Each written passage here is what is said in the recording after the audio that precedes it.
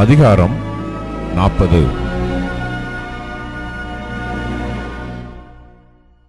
இந்த நடவடிக்கைகளுக்கு பின்பு எகிப்து ராஜாவுக்கு பானபாத்திரக்காரனும் சுயம்பாகியும் எகிப்து ராஜாவாகிய தங்கள் ஆண்டவனுக்கு குற்றம் செய்தார்கள்.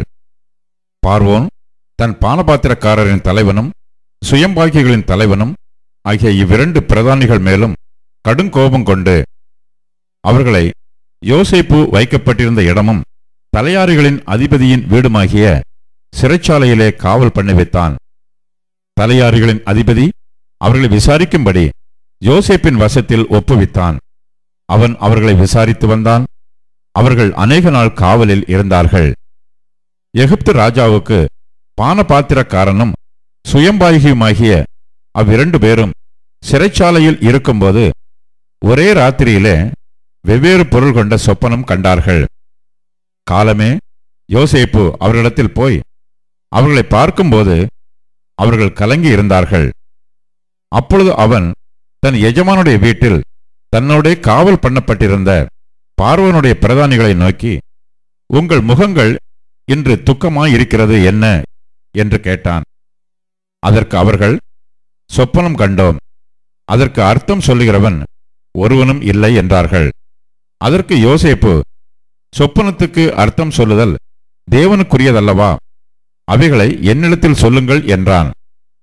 அப்பொழுது பானபாத்திரக்காரரின் தலைவன் யோசேப்பை நோக்கி, என் சொப்பனத்திலே ஒரு திராட்சை செடி எனக்கு முன்பாக இருக்க கண்டேன். அந்த திராட்சை செடியிலே 3 கொடிகள் இருந்தது. அது துளிர்க்கிறதாயிருந்தது. அதில் பூக்கள் மலர்ந்திருந்தது. அதன் கொலைகள் பழுத்த பழங்களாயிருந்தது. பார்வோனுடைய பாத்திரம் என் கையிலே இருந்தது. நான் அந்த பழங்களை பறித்து அவைகளை பார்வோனுடைய பாத்திரத்தில் பிழிந்து அந்த பாத்திரத்தை பார்வோனுடைய கையிலே கொடுத்தேன் என்று தன் சொப்பனத்தை சொன்னான். அதற்கு யோசேப்பு, அந்த 3 கொடிகளும் 3 நாளாம். 3 நாளைக்குள்ளே பார்வோன் உன் தலையை உயர்த்தி உன்னை மறுபடியும் உன் நிலையிலே நிறுத்துவார்.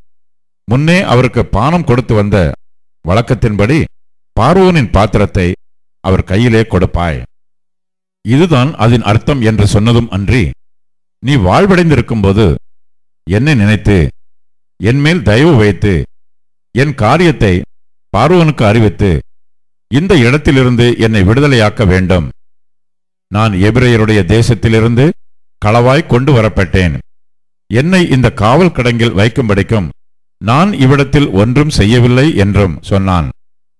அர்த்தம் நன்றாயிருக்கிறது என்று சுயம்பாகிகளின் தலைவன் கண்டு யோசேப்பை நோக்கி, நானும் என் சொப்பனத்தில் 3 வெள்ளைக்கூடைகள் என் தலையின் மேல் இருக்க கண்டேன்.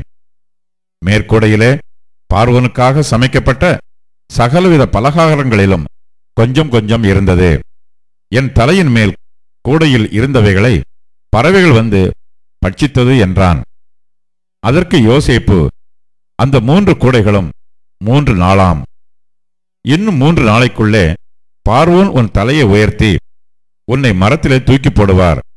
அப்பொழுது பறவைகள் உன் மாம்சத்தை தின்னும். இதுதான் அதன் அர்த்தம் என்று சொன்னான். 3ஆம் நாள் பார்வோனுடைய ஜன்ம நாளாய் இருந்தது. அவன் தன் ஊழியக்காரர் எல்லோருக்கும் விருந்து பண்ணி பானபாத்திரக்காரருடைய தலைவன் தலையையும் சுயம்பாகிகளுடைய தலைவன் தலையையும் தன் உத்தியோகஸ்தரின் நடுவே உயர்த்தி பானபாத்திரக்காரரின் தலைவனை பானம் கொடுக்கிற தன் உத்தியோகத்திலே மறுபடியும் வைத்தான். அந்தப்படியே அவன் பார்வோனுடைய கையிலே பாத்திரத்தை கொடுத்தான். சுயம்பாகிகளின் தலைவனையோ தூக்கி போட்டான். யோசேப்பு அவர்களுக்கு சொன்ன அர்த்தத்தின்படியே சம்பவித்தது. ஆனாலும் பானபாத்திரக்காரரின் தலைவன் யோசேப்பை நினையாமல் அவனை மறந்துவிட்டான்.